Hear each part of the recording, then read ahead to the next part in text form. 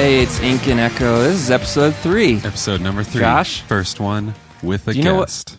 Yay! Hey, I can't wait to get out of these stupid single digits. It feels pretty stupid.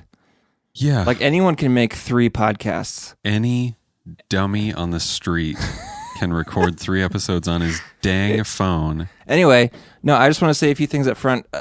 We've had a lot of nice people say nice things, and I'm thankful for it. And I also want to say, I don't know if it's necessary to do this at where we're at, but I do feel like getting those iTunes reviews really helps. So those of you who have said nice things about us on iTunes, thank you. And if you feel like doing that, that would help us out. Yeah, absolutely. Yeah, guys, leaving reviews helps us actually a huge amount on iTunes, and it helps kick us up the charts. We cracked 100 in the arts section, which I don't know how much that is cool or matters or whatever, but I think it's cool. But I did want to specifically say thank you to, his name's Thad. He's one of the first guys who left us a review on iTunes and also said nice things on Facebook. And he was very stoked from the beginning. So I just want to say, hey, Thad, thank you. And also, podcasts are not so much like art where it's like, hey, this is just what we do and we're going to do it whether you like it or not. Like, this does have an element of we want it to be entertaining and good and whatever. So if there's stuff people want us to talk about or are curious about, like, we have a contact form on our website, inkandecho.com, or you could just email us at podcast@inkandecho.com. So those are all the logistical things I wanted to say. Yeah, please give us feedback or things you want to hear from or people you think that we should talk to even. I'll say also, so our first episode was kind of lofty and our second one was a little more on the silly side. And I'd say there's probably going to be a balance of both of those things because Andy and I are silly people and we're deep people. Oh, yeah, absolutely. And we hope you are too. Yeah. Okay, Josh, we need to talk about your Kickstarter now. Yeah. Guys, Cordial Kill Kickstarter. You talked about it a lot on episode 2, but when I looked right before we started recording, you were at $1,400 out of 5,000. Out of 5,000. So on the day this goes up, which will be Friday, the 12th, we have until Wednesday, the 17th, less than a week to get to $5,000. So at this point, I've explained it and talked about it as much as I probably can. And at this point, I do just need to say, like, yes, you who are listening right now, I do need your help to make this movie There will happen. be a link in the show notes for people who care to the Kickstarter. There will be a link to the Kickstarter. But I just want to see how you feel. You didn't seem to be feeling very good on Twitter today about it. Oh, yeah. Yeah. It's been really up and down because there's huge swings. There was one day where we doubled our dollar amount in one day, and the same day we passed $1,000, and that felt huge. Yeah. Because even though there's a long way to go, $1,000 is a lot of money for people to trust me with. Yep. I think that's awesome. So it's like, yes, I'm incredibly thankful, but then there's that sinking feeling of, oh, dang it, I should have just made it $1,000 or something. Well, and I did the math earlier, and it was 28% completed with 7 days to go. So how do those numbers make you feel? Depends on the minute. Yeah. Like, I understand most Kickstarters do have a big upswing in the last 3 days or so. Yeah. And maybe even the last 24 hours because it does put a fire under people a little bit who were dragging their feet. And also people kind of, it seems to me, come to the rescue of like, maybe they don't care about this project that much, but they like me as a person or, and they'll pitch some money that kind of puts it over the edge. Okay. So I'm hoping that happens. I don't know. The whole time I have this, reality in my mind that's like, yeah, it could fail. And I hope I'm prepared to deal with that well. But like in this moment right now, how do you feel about it? Man, Andy had to spell it out for me. Well, yeah. In this moment, I feel pretty positive. Okay. I feel pretty hopeful that it will come through. All right. Good. Yeah. Okay. Mm-hmm. visit the link. Go check it out. Yes, and mostly I'm curious to follow your emotional state through all this, which is why I'm asking. Josh, I want to tell you about something that happened to me today, if that's okay. Tell me about it. So I was in the shower this morning, and maybe you can make fun of me for this. Maybe it's normal, maybe it's not, but I listen to podcasts in the shower. So I put my phone up there and I listened to a podcast while I'm in the shower.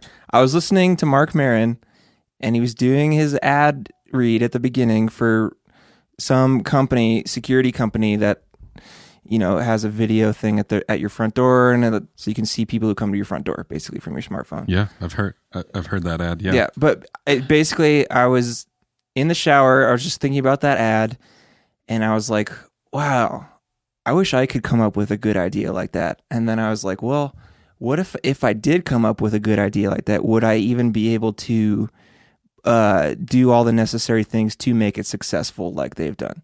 And I started to, and I do this pretty often, but I started to get like actually anxious about it and feel very bad about myself that I probably would not be able to come up with an idea like those guys have or be able to execute it the way they have.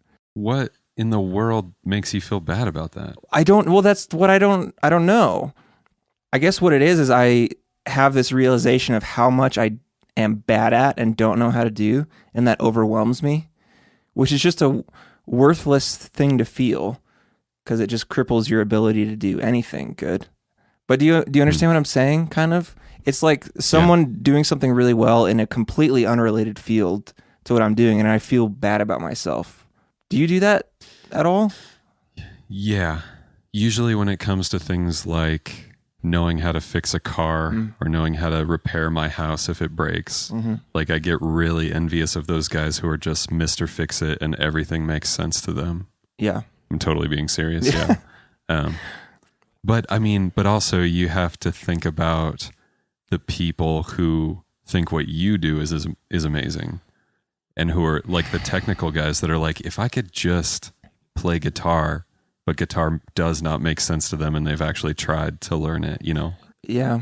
I don't really like thinking about that either, though. Like there's certain mental things that happen. Like I couldn't stop my brain from going down that trail this morning, even though there was a part of my brain that was like, whoa, this is stupid. Why? Like, I guess the things that are most interesting to me are the things that I can't control that are like detrimental. Like, so even on the flip side, like what you just said, if there are people who feel that way about what I do, my brain just almost completely rejects it. I'm like, no, I'm not. There's no one who wants to do what I'm doing. I'm not good enough for people to want that. I don't know. I'm fascinated by the things that I can't control, because I feel like overall I'm pretty good at reasoning with myself on things and being able to temper myself on certain things. But, you know, those are a couple examples of things that I just cannot really get over. It feels like a brick wall that I'm like, I'd like to change that about myself, but I don't think I'm going to be able to ever. So, I mean, today, how did you get past it then? Well, and not let it drive you crazy. Well, I had to kind of let it pass. Like it just kind of came up, and it was weird. I've had some anxiety about other things going on, and I think it gets worse when there's like anxiety in other places. So it kind of adds on top of everything, and that kind of exacerbates it. So I we talked about panic attacks a couple weeks ago. It almost started to get into that territory, like not quite, but I kind of had that like feeling in my chest. And it wasn't purely just the fact that I couldn't make a home security system and execute it the way these guys were, but I was dealing with just other things, financial things, planning for future stuff that I'm trying to do with music and realizing how much work I have to do, kind of just a lot of things. So that's definitely part of it. But man, I just wish I could be able to, like, it doesn't seem like one of those things that over time I'll be able to deal with it better. Does that make sense? Yeah, you might get better at sort of talking yourself down, or even batting those emotions away as soon as they come up, and just sort of being more like knowing yourself, being grounded in truth, and just kind of like keeping your mind away from those places that are completely negative and completely worthless to dwell in. So I'm just curious, this doesn't have to go far or be a long answer. It's not loaded. Yeah. Is there any spiritual aspect of that to you, or does the consideration of turning to prayer in those moments occur to you? It's okay if not. I'm just curious. I mean, for better or for worse, I would say it doesn't come into my head. Mostly because I feel like I'm dealing with physical, mental things, and I feel like I should deal with them on a physical or mental level. And I'm not saying that's right or good, but in the moment, I don't think that way. No. That makes sense. Okay. Yeah.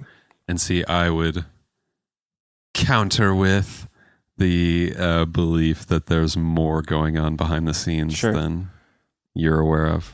And I'm not saying you need to believe that or I'm right. I just mean that's where my brain goes with it. Yeah. Well, and the other problem is that big surprise. Yeah. Well, in those moments, I feel like my mind gets closed down to where I can't think of much or, what to do anyway. So, yeah. Yeah. Whatever. We'll unpack that more over the years to come on this podcast. Yeah, guys. We'll continue to explore that. So, hey, Andy, something I've been thinking about and something that occurs to me fairly regularly. So in my life, I alluded to it on the first episode. I tried to do music for a while. There was a time where I wanted to essentially do what you do, but do it in a different way. Mm-hmm. I wanted Abraham the Poor to be my job. I wanted that to take off. Then over time that morphed into, for a while, I legitimately thought I was going to be a cartoon artist. Yeah.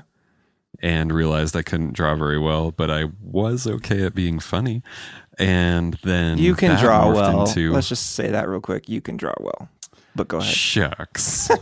Then that morphed into writing and wanting that to be the thing. And so, okay, a couple of things. I don't think that jumping from those is because I'm ADD, but I think because I'm just interested in a lot of things and trying them out. But also what I realized more recently that bothers me is that every one of them I started doing because I loved to do it. And by the end, when I got burnt out and quit, it was because I was trying to gain a following and try to monetize it. Yep.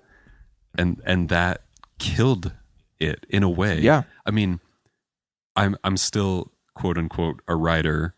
But I realized what is that seeps in that makes me lose, and I think other people lose focus of why I started in the first place. Yeah. And then you try to make it this other thing because you see other people successful at it and you think, I'm not working hard enough. My life should resemble that. Right.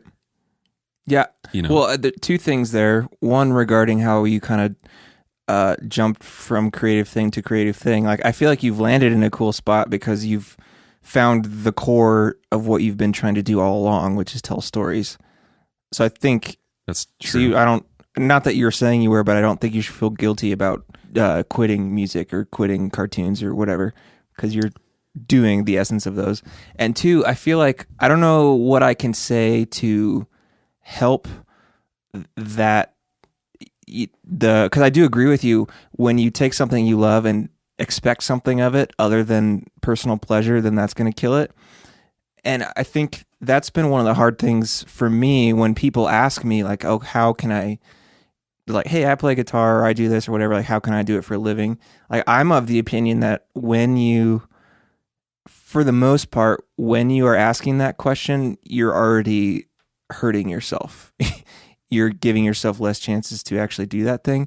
And I just feel so lucky that in a sense, it's going to sound weird to say, I feel thankful that I didn't want to do music for a living. I didn't think I could. I didn't think it was a thing that I could do for a very long time. And I spent a long time doing it purely because I love to do it, and had that thought was nowhere in my brain, honestly. Like, it wasn't until maybe end of college and when I got into a full-time job that I started to think that way. And it was mostly because I was looking at what I'd stumbled into and saw that I was able to grow something. And so I don't know if that probably doesn't help you, what you're saying. I don't know how to tell someone to not worry about that. All I can say is I got lucky that I didn't worry about it for quite a long time. Yeah. And I wasn't looking for a solution necessarily, but you talked about a similar thing on Ray's podcast, and that did honestly get me thinking about it. And I think I'm just saying I want to get to that point where even now with directing or continuing to write after that or whatever happens next, I so badly want to cling to just doing it because it does bring me joy. Yeah. And because it has brought other people joy, even though it hasn't been hugely successful and I've never been able to make a living off of it. Yeah. Because then if that status ever comes, I feel like I will be in a more healthy place. Right. If I just continue, not because of money, not because of notoriety. Right. So. And I feel like maybe our lives are kind of parallel. Like you've got a day job, you're doing this thing that you love, and you're kind of trying to basically temper yourself to not fall into that trap of putting the pressure on your art or creativity to fulfill something else, which I think is probably going to come from just constantly checking yourself and stepping back and making sure of that. And on the flip side, from where I'm at, I have to constantly realize that the reason I'm at where I'm at now is because I was only doing what I love to do. And there is the temptation now because I have all these people talking at me and voices coming at me, and some of them saying, I would like it if you did this, or could you please do this? And so I've got to be checking myself to say, well, that's tempting because it's sort of flattering to hear a person say, hey, I like what you're doing, but could you do this or whatever? But I have to focus on like, no, the reason I got here was because I was purely creating art that satisfied me.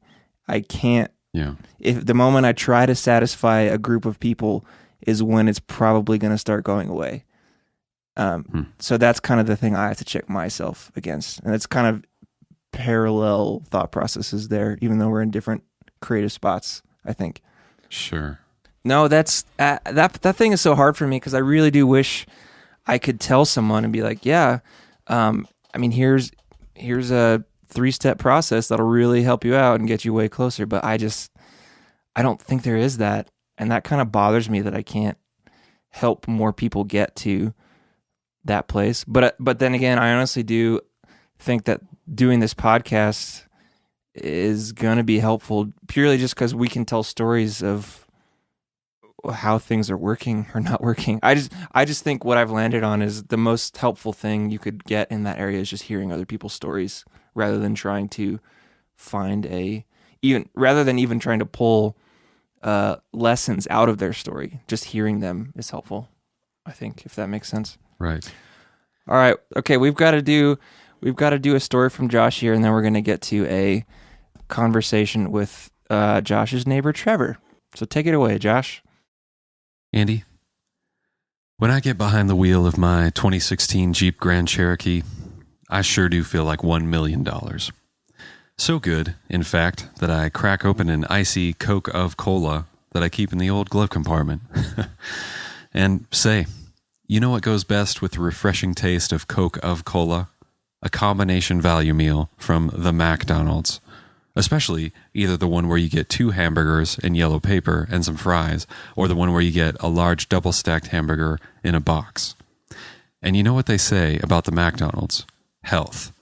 Health is a nutrition thing that happens to all of us.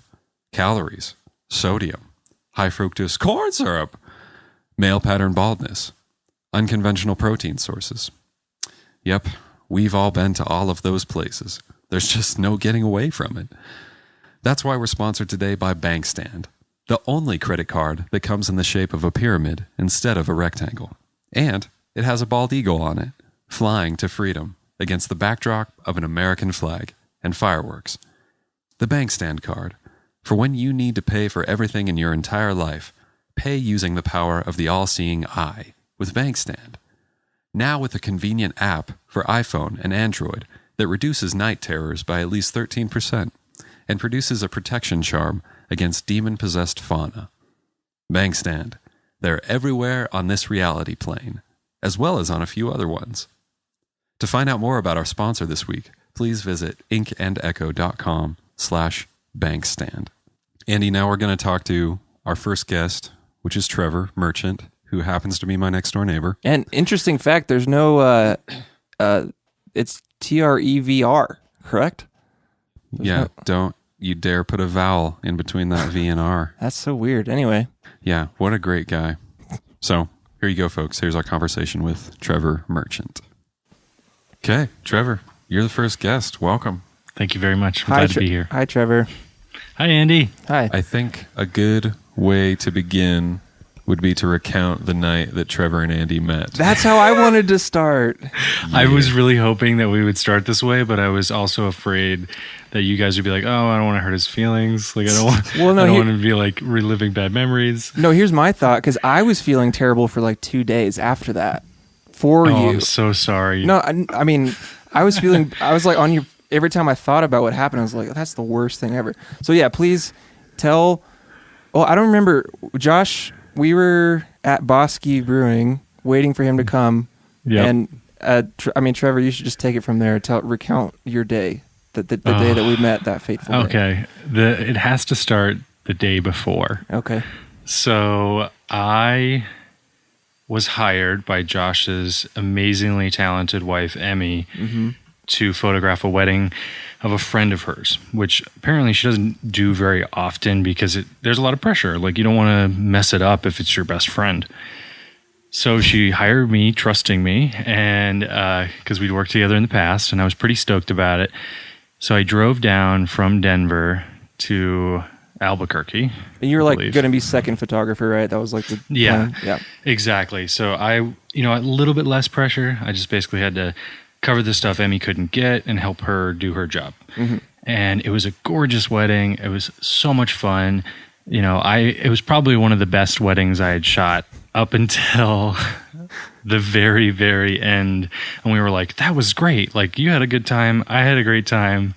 And I weirdly was like, oh, I should like grab the camera card out of the camera and put it in my pocket. So it's like not in the camera anymore, because that's a great idea.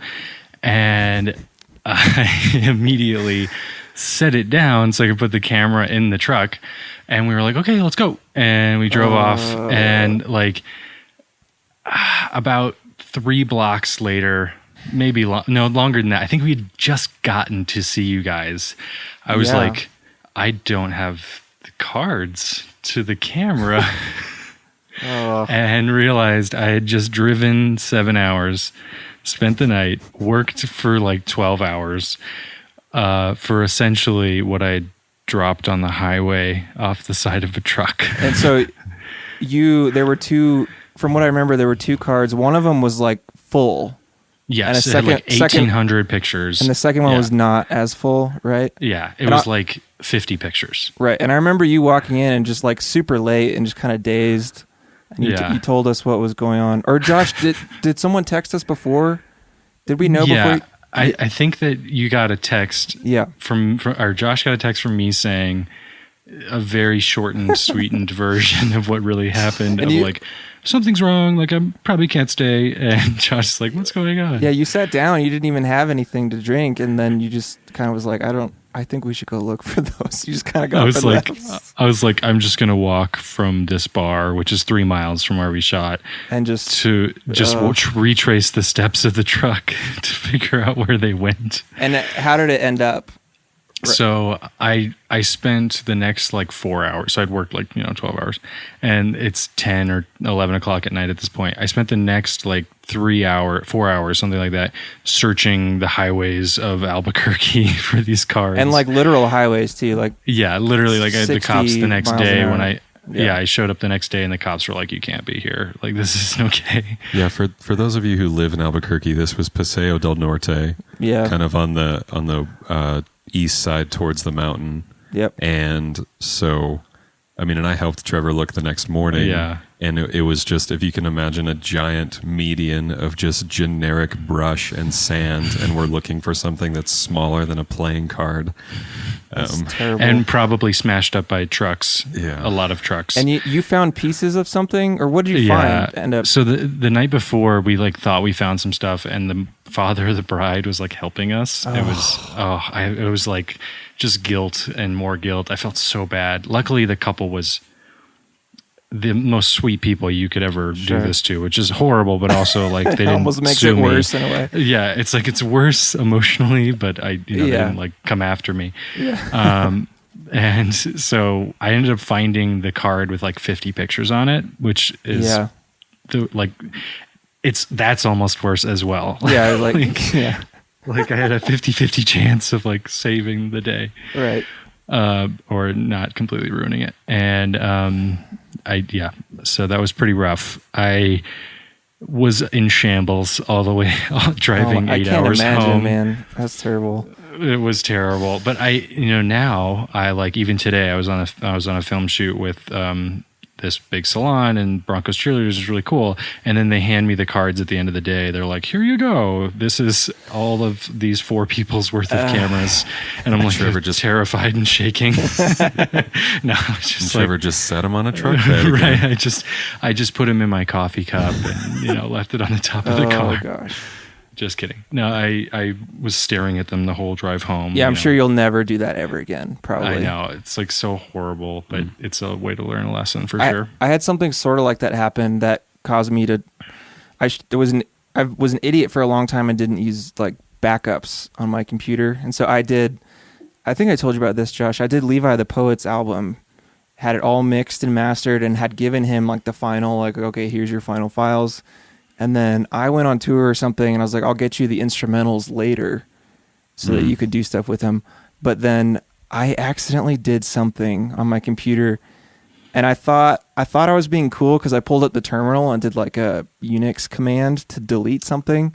Oof. And accidentally did like a recurring, like, so I hit a button, and then I was expecting to see it delete one file, and it just goes, starts scrolling my entire screen.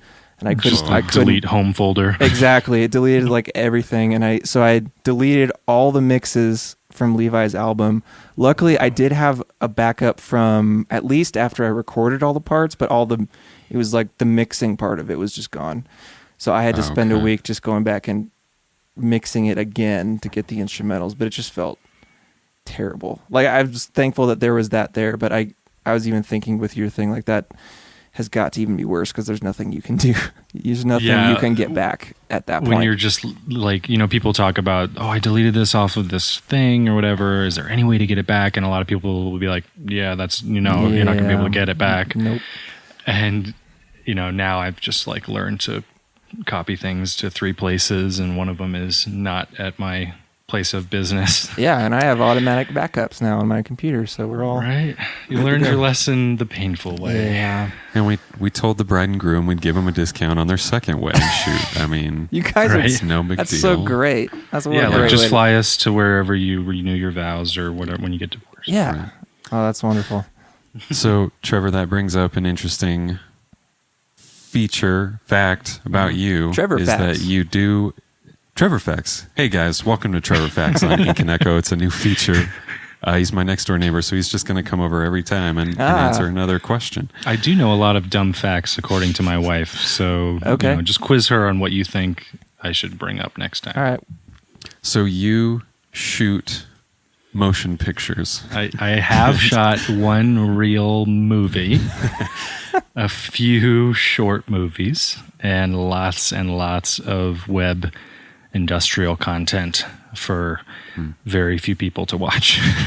And so even having known you for more than 3 years, I don't think I know how you got into that and what even the genesis was of your desire to make movies. Okay, so I've traced it back a couple of times, and I have stopped at different points. So the real start was like shooting skate videos with my best friend's older brother, who was like way cooler than us. Sick. On like a camcorder and just running around with friends. Well, not running. I was what we knew in Southern California as a fruit booter. which is where you're not cool enough to ride a skateboard, so you ride rollerblades with little slidey things so you can grind at the skate park. A fruit booter, that's hilarious. Yes. You've never heard that term? No, I love it. Oh, yes. I was a fruit booter, I'm going to say that. But go ahead. Right? Like, I was pretty cool in my own head. But yeah, the videos were terrible. Like, we barely even cut them together. But it was that dream of like, oh, if we make a cool skate video, like we'll get sponsored and free, like one free skateboard. How cool would that be? Yeah. So that turned into, in high school, ways off from, that was like, I don't know, early middle school. I did theater because football in Texas is difficult, and the guys aren't that nice to someone who doesn't know how to catch or run or block. So I got out of football, started in theater, and they were like, we should film our shows. So this brings up another very embarrassing story for Trevor. Yes. I've learned a lot of lessons. That's what this show's about. So in high school, one of the first shows I ever filmed, I was like, oh, we should like get these cameras. They're really cheap on eBay or whatever. And we bought them, and I didn't really know how to use it, but I was like, this looks really cool. And I started shooting with it. And we were like, okay, we're going to sell DVDs to the show. And so we sold a bunch of DVDs to the parents. And we were like, okay, we're going to film it. We're going to put like graphics on it. It's going to be great. So wait, I'm sorry. They prepaid for these. So like $25 per DVD Nice. to see their kids' show. And then we were like, don't even film it. Like, we'll film it, I see where this is going. Yeah, well, you may. Okay. So I'm going to give away a couple things by just telling you that I really love musicals, and I can't help but sing when I'm in the booth because it's loud, like no one can hear you. Yeah. But the camera you're filming with can because you didn't plug it into the recording device. So I not only was making like the horrible mistake of using the camera mic to film this play, I sang throughout the play, and then even like during the kissing scene between a couple of my friends, I was like, bow, chicka, wow, wow. Nice. That's in the DVD that a lot of parents got because my I'm going to blame a little bit on my theater director here. He didn't watch the DVD that I made, and honestly, I didn't either. This is a series of mistakes. It went through a lot to get. I went through a lot to get there, and the parents called and were like, "This is unacceptable," and wanted refunds and the like. Oh my god! So is that when you left? That's when you went to Southern California. You just took off. That was Texas. I was after Southern California. So then, somehow that department let me keep shooting videos, and I created a news channel for my high school, which was constantly in trouble for making fart jokes and, not having our material approved by the school administration before it went on air. And then I made a school rules video to make up for that with puppets. So Perfect. that's how I started in Wait, so now, the business. When you're saying you make videos, are you purely just the guy behind the camera? Are you the guy coming up with these skits in the show? Or like what exactly was your involvement at the time? I learned early on that I'm not a content guy. I tried to make funny videos and they were not funny. But I also figured out that I'm like a really technical person. So I can figure stuff out in terms of, the software you need or how to light something or, even though I did it really poorly in high school for a long time. Yeah. So that was my thing. So I figured out sound and cameras and editing. And back then you just had to do it all. Like you can't just say, well, I'm only going to shoot. So, you have to find somebody else to do the other stuff. Gotcha.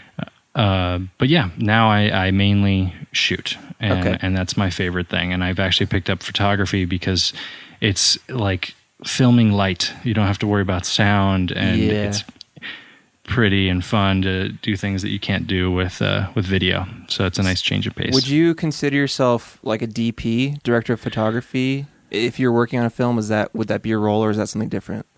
Exactly. I'm a DP. So when I show up on set, realistically, I don't have very many people working for me because they're small sets, but it's like the lighting crew, the camera crew, the grip crew moving around the stands and the rigging. All those guys would be helping me out. Wait, so to make a sports analogy that I hope we'll all understand and that I'm getting right. So like there's a coach of a football team that's like the director. Yep. And you're like the defensive coach. So you're like an assistant coach, but you're over all the defense. So you're like over all anyone who's filming something, anyone who's lighting something. That would be you. You're over them. Was that? Yeah, exactly. Okay. And that's a great analogy because that's exactly how I look at my crew. Like, you know, the players are really the crew. They're the ones that are doing the work and, you know, making it happen. And I'm just there to make sure that it looks right for the director and feels right in terms of the story. Cool. And sorry, Josh, are you doing this? Is this your job? This full-time thing? This is my job. I Nice. work for a university as my day job, but I still do that there. So I'm a photographer and cinematographer for a production department within the University of Colorado. So you're still filming like fart news segments and stuff for the university? Pretty much, like whenever I get the chance. Okay. That's the whole thing. Nice. I forgot to I was going to say at the very beginning, give people who don't know Trevr a little visual representation of him. So if he were to put on a robe and sandals, people might think that Jesus had come back. I have in fact been asked, not just by my hairdresser, but by other people, to be in Easter plays. Nice. And I feel as though that would be inappropriate. Why? Jesus was white, right? Right. I mean, if Jesus didn't have any lines and you just had to ride on a donkey and little kids could wave palm branches at you. I guess I could get into that sort of thing. Yeah. Just throw Like candy a at parade. kids. Yeah. Yeah, but I have to talk. So now filming or DPing is what you want to do for your dream job, but yes, your day job is not your dream job. Right. Correct. Like, what is the inverse scenario? is true of what I said earlier. Yeah, which is interesting because a lot of what we talk about on this show is sort of like Andy lives off of his art, essentially. Yeah, which is amazing, Andy. Hey, thank you. Don't get too full of yourself. What am I supposed to say? I bought all your albums. I'm a fan. I can say that. It's actually really terrible life. It's very bad. Go ahead. And I have a regular day job, but we're always interested in creative people because it just seems like there's this urge that even if you're making things, there's always another level to get to or some other desire. So yeah, what would your dream scenario be? So the greenest grass that I keep staring at would be... Is that weed in Colorado? Am I right? Well, if we're going to be honest. We're going to get there, but go ahead and answer his question. I'm totally thrown off now. I'm just going to say that was great, Josh. for a little bit. A plus. Yes. I ideally would shoot movies as my real big boy day job.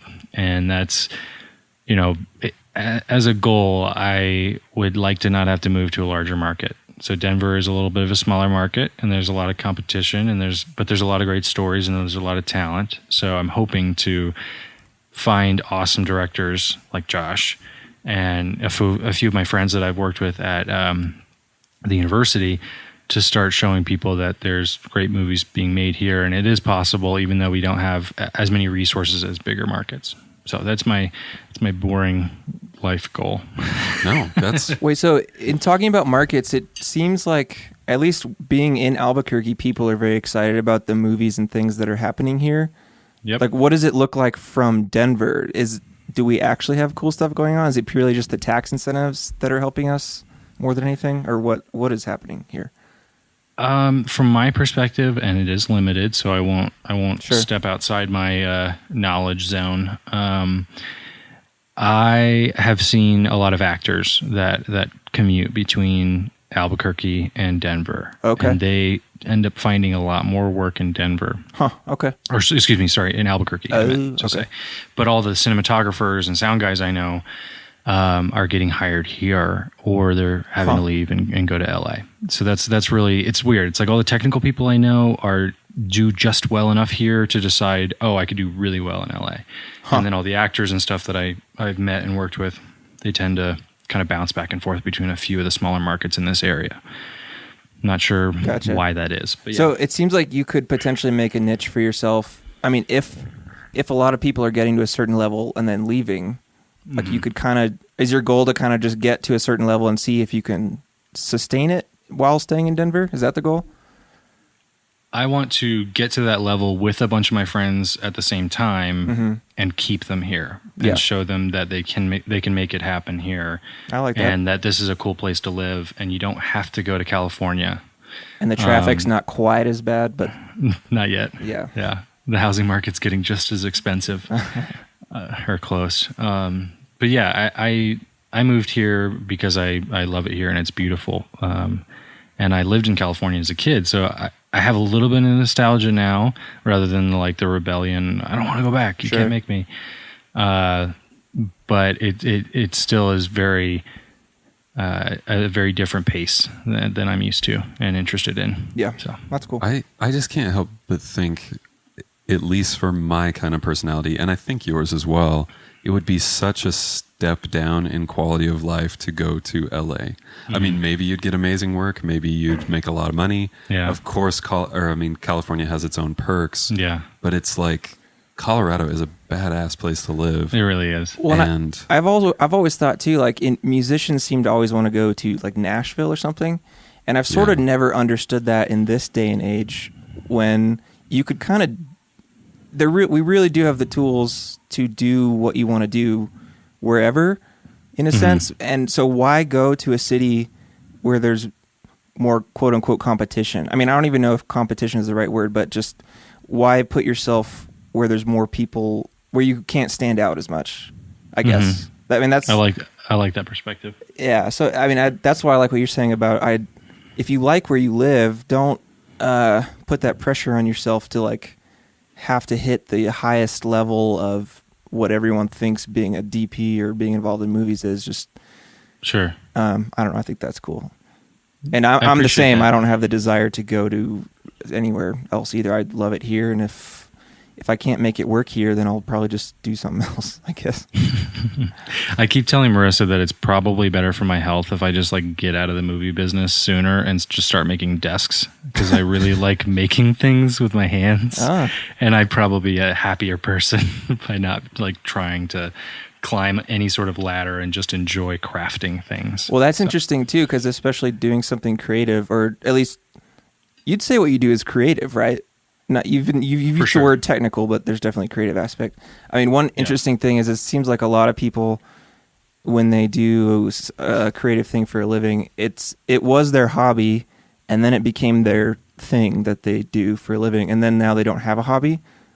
So I find it, I have things that I do outside of music, and I'm so thankful for it, because if you don't have a hobby like making desks, then you really are gonna go insane if your living is your creativeness and that's all you have. So, well, I'm pretty envious of Josh in that he can pretty much do his art anywhere in terms of writing, and that's pretty awesome. I am too. I said that except for what? Go ahead. Go ahead. No, I just like the tools you need are just like an ability to write and your brain, and I'm jealous of that. Yeah, and I have to ward off the crippling despair. Well, we all have to do that. The general loneliness. Don't pretend you're alone in that, buddy. I know. I've only come to realize recently that the constant need to be busy stems from just the crippling sense of, self-deprecating humor and all that stuff that comes out when I'm not that busy. Yep. Yes. I was going to say that if Trevr made desks, one could say that he would be a carpenter. And that he would resemble the Lord even more. Our Lord and I'm just Savior. going to keep going. Imagine if he started getting into making wine. I could get into making wine for sure. Okay. Yeah, all I right. could see that. Trevr already has a farm on his property. Right, so. and I have an uncle who's like this close to being a vineyard, or having a vineyard in his yard, because he has a ranch and he's surrounded by vineyards. just like, I could get into this. Got some friends up in Southern California. So you guys are neighbors. Do you ever have any like home improvement scenarios that go on? Like you guys are at the fence and one of you guys' face. Well, one of you guys' face is like you never can see his face. Like who's Wilson and who's Tim is my question. Do you guys understand what I'm talking about? I know exactly what you're saying. Trevr is probably Wilson. He's the wise man on the other side of the fence. That feels good. Although I'm not exactly Tim. Okay. But there are some, we do talk over the fence, and there's some tool borrowing scenarios, and some handing a baby over, or handing a dog over if Toby gets out. And Andy. We've got plenty of neighborly interaction. We have a crazy old concept of a short chain link fence separating our yards. Not a 7-foot cinder block wall or something. Right. Or all of our neighbors who have like privacy fences. And as soon as our new neighbors moved in, they were like, your dogs bark a lot. We're getting a fence. Nice to meet you. See you in a year. Oh, we're going to have to fix this now that we're here. Trevr, so in making movies, what is if you were doing the dream job, what is at the heart of that desire? Like, what would you want your quote unquote legacy to be? You know, do you just want to work with great people? Do you want to make really good stuff that people know you for? Yeah, I think it's a mix of both. The reason why I got into, theater, football, film, all that stuff, growing up and then even now, is the camaraderie, like meeting really cool people and, seeing what they can do creatively, and not just being like not just seeing what your friends post on social media and be like, oh, that's so much cooler than what I did, even though there's a ton of that. I feel like the best part of it is just making a new family every time you get on a long project. And so like working on TV is actually, even more appealing to me than making movies, but making movies is easier to say and it's a little more glamorous. But yeah, TV shows are even longer. You can spend, 3-4 years with your kind of set family, and you develop these amazing relationships with people because you're in the trenches. You're working really long days. You're working super hard, but you're doing something that most people don't get to do, and you're making beautiful things. And I like making comedies. I like making stuff that makes people laugh, even though most of my friends like making horror films. Screw those guys. So in the midst of that, you've also had to deal with some erratic personalities and some crazy people. Mm-hmm. You don't have to name any names, but what is maybe a story of someone who was just ridiculous and you could not wait to get off set with them? I've been on like only a few actual film sets. So Trevr is a really patient and a generous person. So his kindness goes a long way, where others of us would probably have a shorter fuse with insane people. I would agree with that only by the responses of the people around me when I'm being really patient and they're not. I'm like, okay, maybe I should have a little shorter fuse and I wouldn't have to deal with this for as long. So I've only been on a couple of film sets in terms of like real big crews. Other than that, I've worked with the same people for a long time, and they're all pretty great. But one of the projects I worked on, we had, I'm going to get a little too specific here. we basically had some colliding personalities on set. And there were some, in these small films, you're donating so much stuff. Like everybody on set donates something. Like on the film I worked on a couple of years ago, a car got donated to the film instead of going to, like one of those kind of public radio donations. Yeah. And people brought in their own cameras, their own lenses, and donated their own money.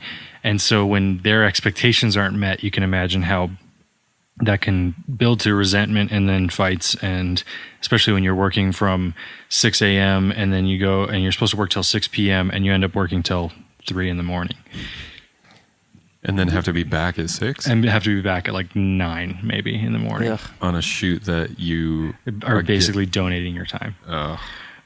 So I've had that happen a couple of times where people start to blow fuses basically, and I've done it as well when it's like 3 a.m. and someone's grabbing the camera and moving it when I'm in the middle of something. But yeah, I think that's probably as specific as I can get with the limited amount of movies I've been on without offending somebody. Yeah. And they're never going to hear this. Wait, with the movies you have been on, what kind of level are we talking? Is it stuff that I would have seen on a commercial, or would have been playing at a bunch of theaters, or what? I mean, what level is it? It's like a local film festival fare. Oh, okay. You would stuff. It would be stuff that if you were in Denver, you definitely would have heard about. Okay. But it's not something that if you're in another state or another market that you're going to see a commercial for or anything like that. I mean, if it's not a Transformers movie, then I don't really care. So that's why I asked. I just was on a shoot with a big, kind of making a murderer style shoot. That was a lot of fun. That filmed here for about 6 weeks, and I had a few friends on that. That was kind of cool. I had one embarrassing. I am really good at remembering my embarrassing moments, and it's fun to gush on. It makes for good radio. Yeah, go ahead. So I spent the whole day in fear of this director who people on set were talking about. They were like, he's really nice. He's, it's great, but he's like a big deal. Like he's made all these big shows, and this is for the Making a Murderer type thing. Yeah, exactly. It's for a large network that I won't say, right? That's probably a good, because it's still yet to come out. Yeah, it's in post currently. So it was a great set. Everyone was amazing. The DP was super cool, and there's not a lot of female DPs in this industry, and she was a total badass. Hopefully I can cuss on this show. Nope. I'm going to beep it out later. Or just cut that one word, so I have a weird stutter. But she was super awesome, and I wish I could have spent more days on that show. But I was just working, and I was busy. But it was a lot of fun to be on, and I was there for this one kind of later night set, and everyone's kind of getting a little tense. They'd been rolling and rolling and rolling for hours, and the cameras are shooting in a way. Typically, you don't do this where you have multiple cameras and you're moving a lot. Typically, you kind of light one shot, or you light a couple of shots worth of material, and then you shoot that. In this case, they had lit the whole room, so they could do what they call shooting in 360, where you can move all around the space and everything's lit and looks great. So they're doing that, and I'm kind of getting out of the way, always being out of the way, always being helpful as much as I can. And the director's sitting in front of the director's monitors, and I go and kind of stand behind the monitors. And you're not necessarily supposed to just crowd the monitors like that, but it was late and it was fine. And he turns around and looks at me and he goes, "I can see you." And I was like, and at first I was like, what? It just seemed like a weird thing to just say.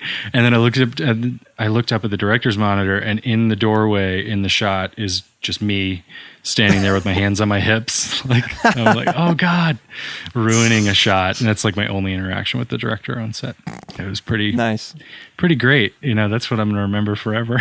And then just to screw you, they cut it in Making a Murderer. And it's just you in the doorway. And somebody's I saw Jesus on Making a Murderer tonight.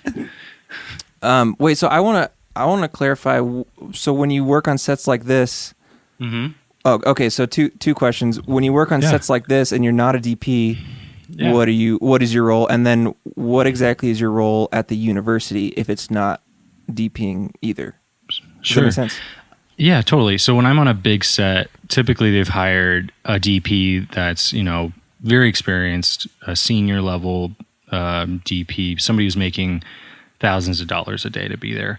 Yeah. And they have a crew of people underneath them. So on this set, they had a DP, a B camera operator, one first AC, basically an assistant camera person, one camera PA, so somebody just to help out with batteries and gear, which I came in to do because one of the guys on set couldn't make it.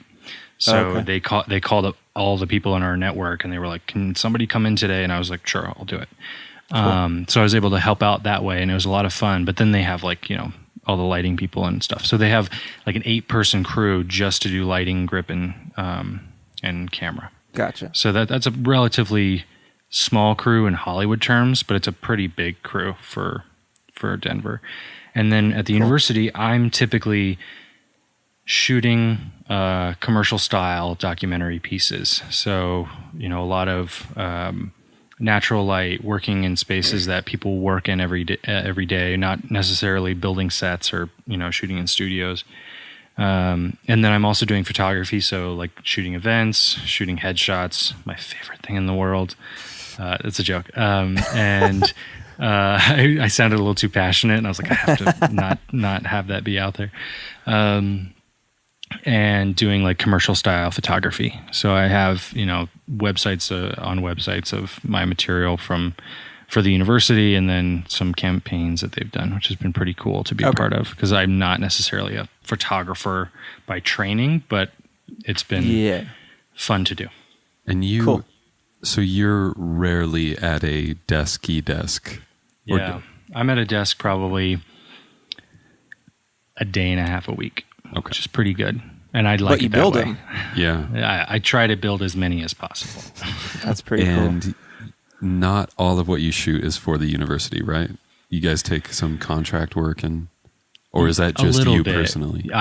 Me personally, I'm shooting a lot of contract work, but our department within the university is set up like a production company. So we have an operations manager, a producer, and then me as the image person, and then we have contract editors, photo editors, photographers, all those people, and I help manage those guys. Okay. So it's a small internal unit, but we expand with big projects, and it's actually pretty cool the way we run it. Instead of being told what to shoot, we get to see who has the budget and the time to make what we want to make, and typically we're shooting what our clients are coming to us for, but they also will come to us and say, we don't know what we want, but we want to accomplish this, and so we build them something. Yeah.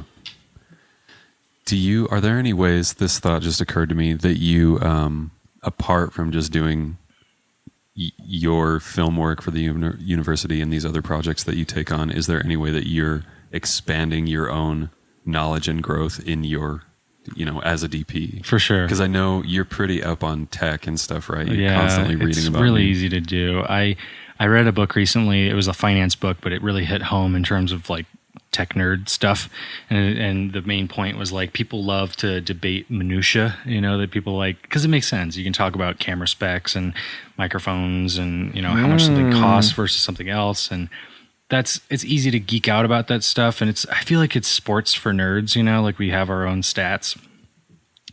But I've realized recently that I need to like really focus more on telling stories and crafting stories, and not just being focused on the tech.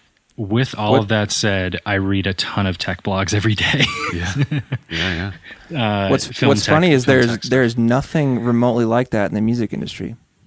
That's really crazy. Nothing at all. There's no technology, actually. No, there's no gear. It's just crazy. No one wants to talk about it. So I just thought I'd throw that out there. That sounds really alien to me. I wouldn't know what that would feel like. Like you'll see those pedals, and they're all different colors or have different knobs, but they just do the same thing. That makes sense. Yeah, and all guitars are basically the same. And if you bring it up to another guitar player, they just do not want to talk about it. So like they don't need to hear about your Les Paulson or whatever. My Les Paulson, no one gives a shit about my Les Paulson. I didn't want to derail that. I wanted you to finish your thing. Sorry. I don't know if I had a thing to finish. What is a technology that you've either not gotten to use yet that you're excited about, or something that doesn't exist? Is it VR? Is it AR? VR or AR? It's better than both. I'm ready. Oh my gosh. It encompasses, so I'm going to nerd about two things. It encompasses like VR and augmented reality. It is called the Lytro cinema camera. And so I'm a big camera nerd, lens nerd, all that stuff. So Lytro, thank you, Josh. I appreciate that. So they made this awesome light field camera that captures. So if any of the nerds that listen to this podcast are familiar with ray tracing, it's a way of mathematically computing the way light behaves. And I might have butchered that for you. Hey, I know about that. I took a class on that in college, but go ahead. awesome. So this camera records light rays. So you can take that information and wait. Can I guess? Can I guess what it is? Knowing that piece of information, my guess is that you're taking all the light information on a certain distance, so that you can then either focus or zoom on any point in post. Is that sort of? Yes. And you can remove backgrounds, so you don't need a green screen. Oh, cool! Because you could go at this distance. We don't want any of that. Exactly. You could put something else. You could take multiple images that, like, you could shoot plates. So you could shoot like a plate of trees, a plate of grass, a plate of water, and say at this distance, I want this image to be water, and then grass, and then trees at different distances, and you can make a composite just based on your distances. And then you can take that information and make games with it, or you could make augmented reality, or you could make VR movies. You could catch a Pokemon, right? You could catch a Pokemon with it.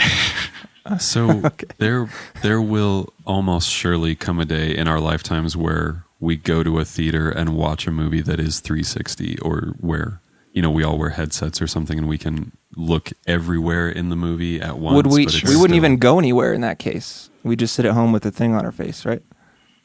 On a treadmill that spins. Yeah. But Andy, it's about sitting in a dark room with other people. No, well, that's not going to be a thing. Seriously, that can't be how it's going to go, right?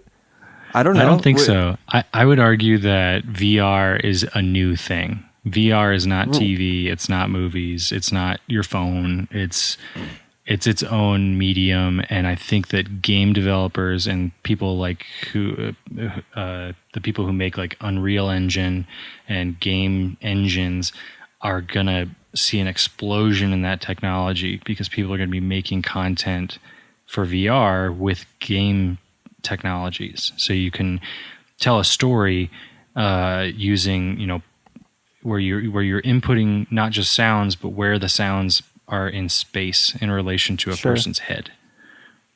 But would you agree that the technology would make engaging in entertainment more an individual thing and less a group thing? Is kind of what I'm getting at there. I would agree with that for sure. I think it's similar, you know, but I think it's similar to comparing like radio to television. You know, it's just like a whole nother level of experience, but we still have radios, you know. Gotcha. We still listen to podcasts and that sort of thing. I think it's just another, it's going deeper into the matrix. So you're not like frightened of new technology and thinking it's going to put you out of opportunities, but rather it's like increasing your opportunities, especially since you're keeping up with this stuff. Is that what you would say? Exactly. I've actually, a goal of mine for the next year is to make a VR film somehow, whether it's maybe not just VR, but like maybe 360. So shoot like a documentary, but have it be a 360 documentary where I go on a trip with a group of people from the university that are teaching medicine in the wild. I've done that for a couple of years in a row. So they teach wilderness medicine. So we could do a cool documentary where we record these spaces, and you know, when a class is going on and we put a camera in the middle of the class, or we go on a hike and we get to the top and we put the camera up there, and they can kind of be in that moment as part of the trip. So then they're like, oh my God, like I want to go do that. So it's like promotional, a film, and it's documentary all at the same time. So that's a goal for me for sure this year. Yeah, that's awesome. The way that 360 filming was invented actually was someone saw one of those Google Earth little cars driving around with a Google ball on top, and they just tore off the ball and was like, I want this. To shoot 360 video, and that's where it came from. And then they threw that ball at a Pokemon and caught it, right? Isn't that what happened? Yeah. I mean, there's a little bit of coding in between that. Some math. Oh, okay. Yeah, I wouldn't know about that, but yeah. So the other technology, I'm trying to remember what I thought of that I really want to play with.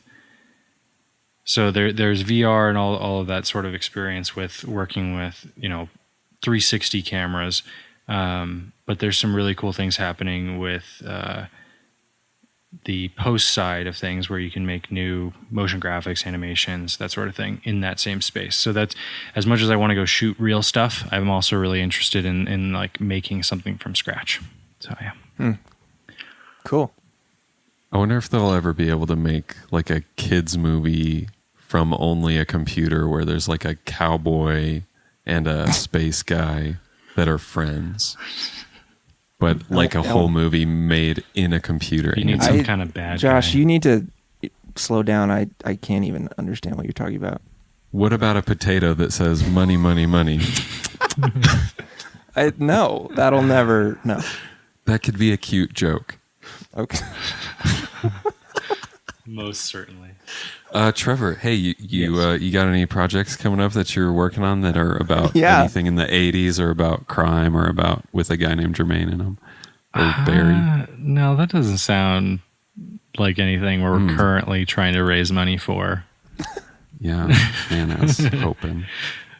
Yes, so I'm shooting an awesome short film with Josh, and he is directing a piece of original fiction that he wrote that I savagely made him cut down from a longer script, but I think it's going to be an awesome short film that we can show around Denver and potentially in a lot of festivals around the country.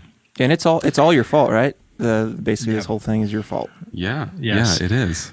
I've been In a good pressuring way. Josh to direct a damn movie already for like a year and a half. Wait, Josh, It's a lot of work. Yeah, when you showed it to Trevor, did you have the thought that maybe you would want to film it, or no? Well, as I recall, all I told Trevor was, I'm having trouble with this book I'm writing, and okay. I view it more as a movie than a book. Like the whole time, it's been the most visual thing that I've ever written. Visual in my head, I mean, as far as the idea I have for it, and just very rich and intertwined with music, and so then. So you basically took a script to a film guy and said, I want this to feel like a movie, and he was like, well, it should be then. Well, it was the first chapter of a book, and he was like, I really think this feels like a film, and I've been kind of giving him some, I don't know, probably not so useful notes. I'm like, you could do this or this maybe to make it what you want, which is in your head and not mine. But then I was like, if you really think it should be a movie, like let's just make a movie, and you should direct it, because he had come up with a few stories in the past that I was like, I would love to shoot that as a film. Like it's just very rich. The characters are great. I just want to see these people. I want to watch that movie.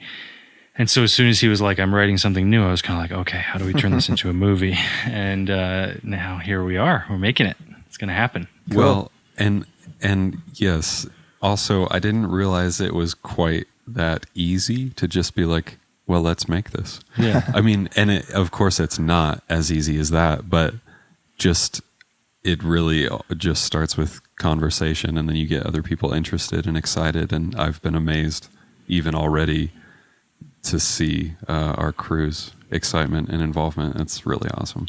The awesome thing about filming in Denver is that because it is a smaller market, the people who are here and very talented do it because they love it, and they stay here because they love it here and they want to shoot here. So when you tell someone, hey, I'm making a movie in Denver, and they live here and they shoot, they're like, oh, I want to be a part of that. Or, they do sound or they act or whoever it is.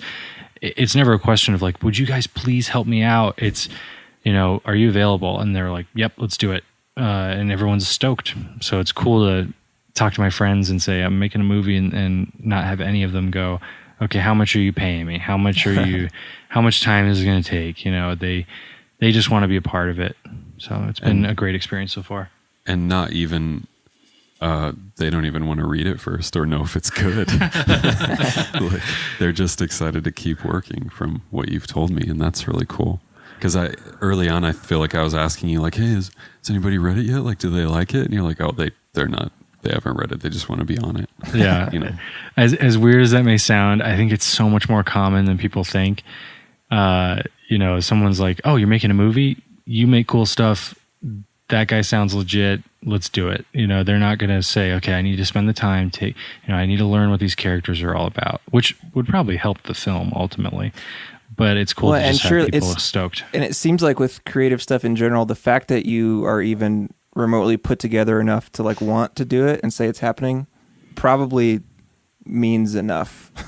Yeah. Like even in a market like Denver or probably even Los Angeles, it's just the vast majority of people are never even going to get to the step of deciding to do it or even the next step. So that makes sense, I think. Yeah, even thinking about like the way studios deal with movies, they end up buying the option to make so many scripts, but really they only make 1 out of 100 that they buy the option for. So it makes total sense that people that are just trying to make their own thing typically don't. They might come up with a script, they might write 20 scripts, and they may never end up actually shooting anything. And if I was in Los Angeles right now with this story, I would be working at Starbucks and trying to tell 700 people a day about my dumb movie that none of them would care about, and it would never get made. Or you could even be working for a director or a writer as an assistant, and they would go, yeah, everybody wants to make their own movie. Good luck.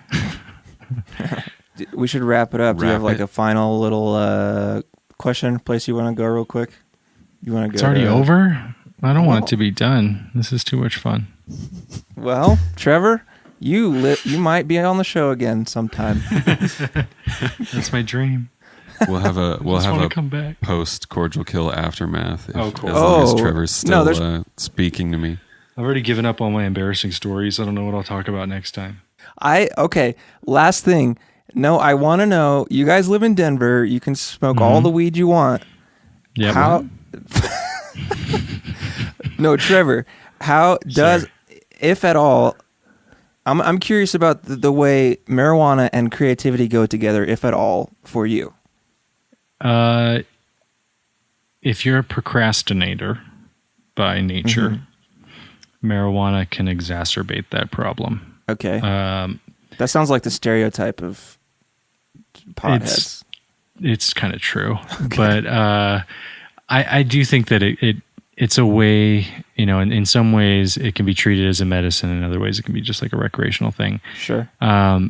So as somebody who like deals with kind of heavy internal conflict a lot, it's great to clear your head, and not be like hating on yourself so much, and kind of get that out of the way. It's also nice when I'm cutting, like when I'm editing, you can do monotonous tasks for a long time and keep your creativity level up and not be as bored or frustrated, which is also nice. But I don't write and I don't shoot high. Yeah. So I don't know that side of things. Yeah. But yeah, it's kind of interesting now when I travel or I go, back to Texas or California. I'm like, why isn't it legal here? This is weird. Well, yeah. So I've just got used to it.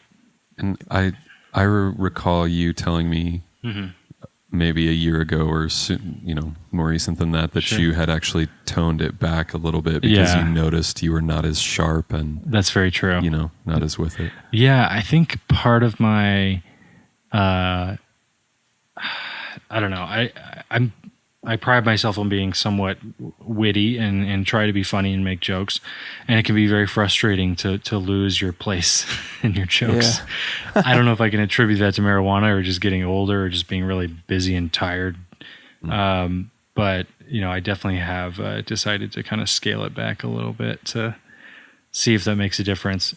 It may have. I just traveled to Iceland and Greenland recently, and obviously it's not legal there. So I was without for a while, and it didn't seem to like really notice. It was nice to not, I don't know, you never think you're gonna have withdrawals or something, but it's just nice to know that it didn't have any grip on me while I was gone. Yeah, certainly. Well, hey Trevr, thanks buddy. Yeah, man, thanks for having me. This has been great. I know. I hope we can meet in person when it's not a horrendous situation for you. I would appreciate that very much. I can reset the Andy experiences. Yeah, good ones. No, I'm going to be there next month.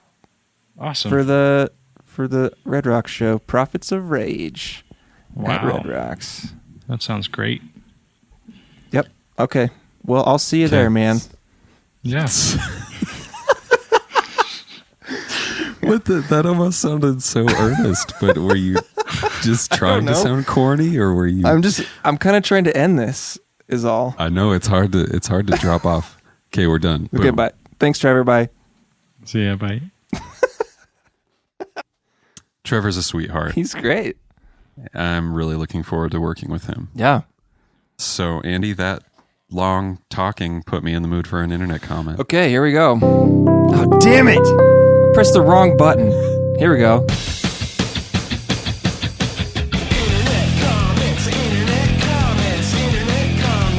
can I say? Internet comments, I get them every day.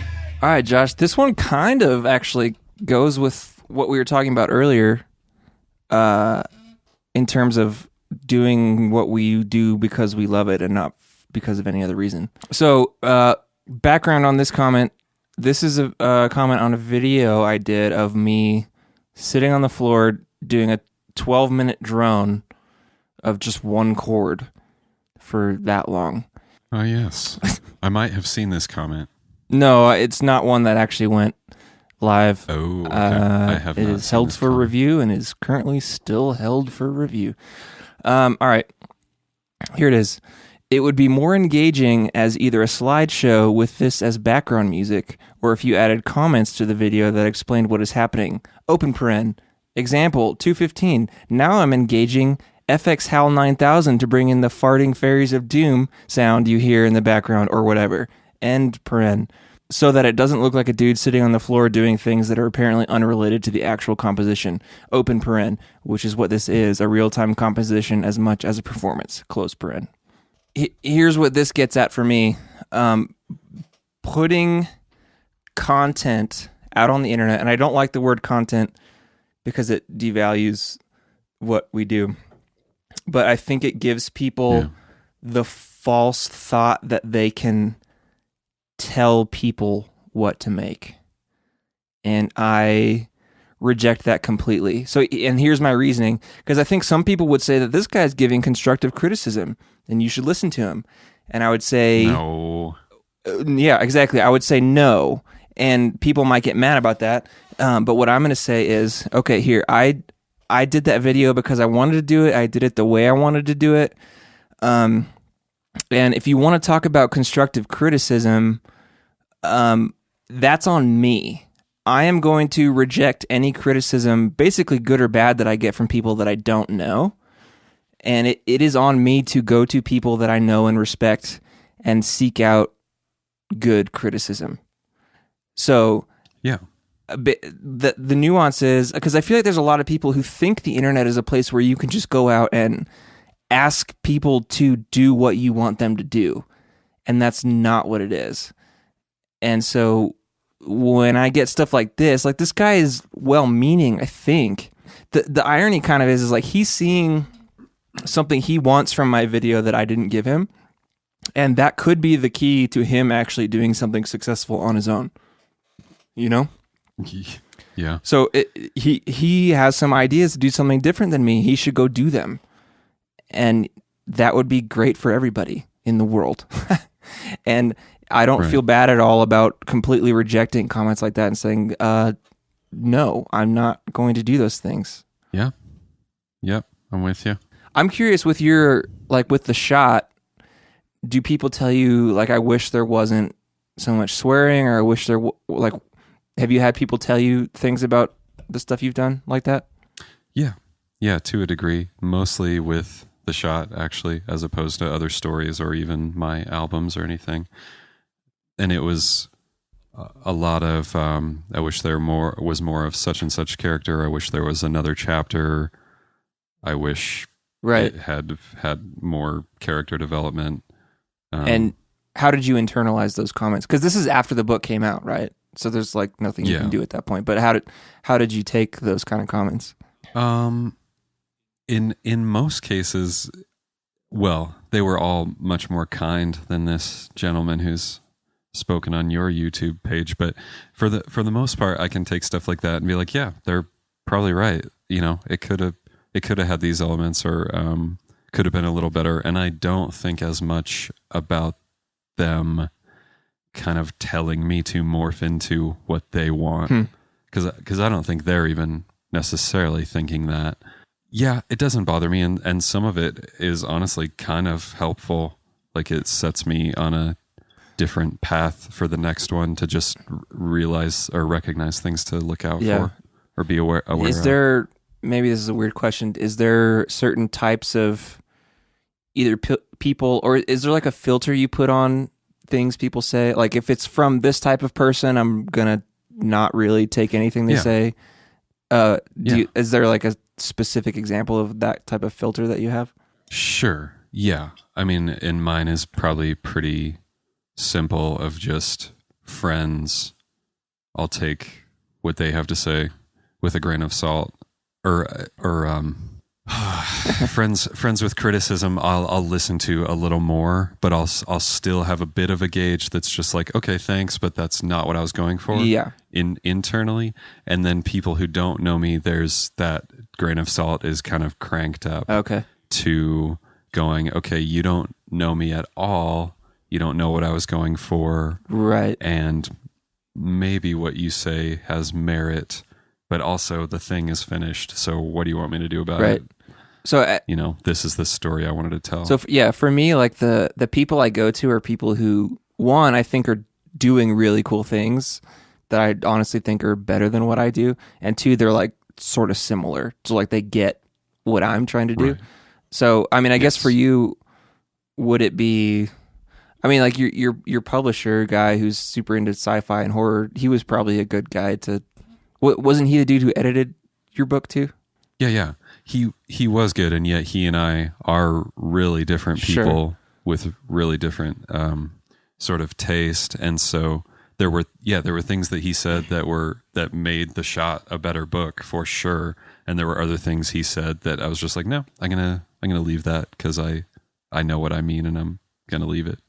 Yeah, I'm just fascinated overall with the way people, and I mean, I think I'm going to be talking about mediums of social media and whatever, but it's just, I don't know what happened to make people think that they could ask so much of people, and it's turns into this thing, because I could try to appease all those people. Like, I could try to re-upload that video or add comments to make that video that guy wants, but then it would just be never ending, and that seems terrible.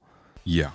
And it seems to be just the fact that everybody has a digital voice now, because you couldn't go to the Beatles or Led Zeppelin and be like, well, I wish this had been on this album. There was no connection to the creative person at all. And what's bad about what you're saying is, I think movie studios and labels and places like that actually are listening in a bad way over the most benign and pointless things. Well, and maybe to tie all this together, that sort of gets into a conversation that I'd love to have more in depth of art versus business, because there are aspects of art that are business, but I mean, like what we've been talking about this from the beginning of the episode, is just the difference is, when you create a product that you're just trying to sell as much as you can, you are actively looking for feedback from people and being like, okay, what do you want and how can we make this the best for you? Whereas, in my opinion, the best art is something that almost completely ignores everybody else and is only what you want to do. And the business side of it comes after that.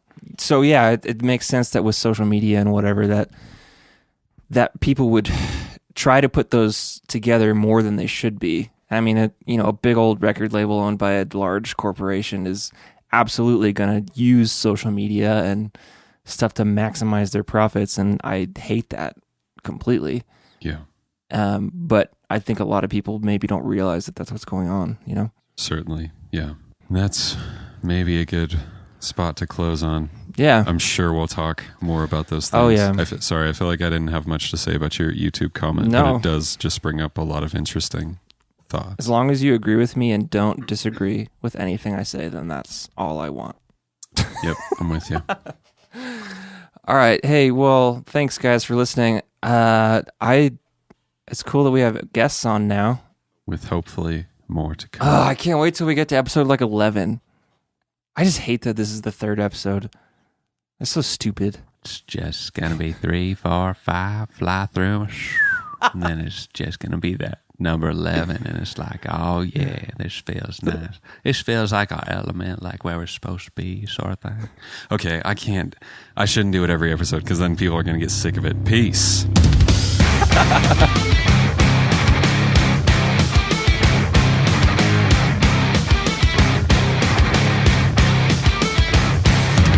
Shit.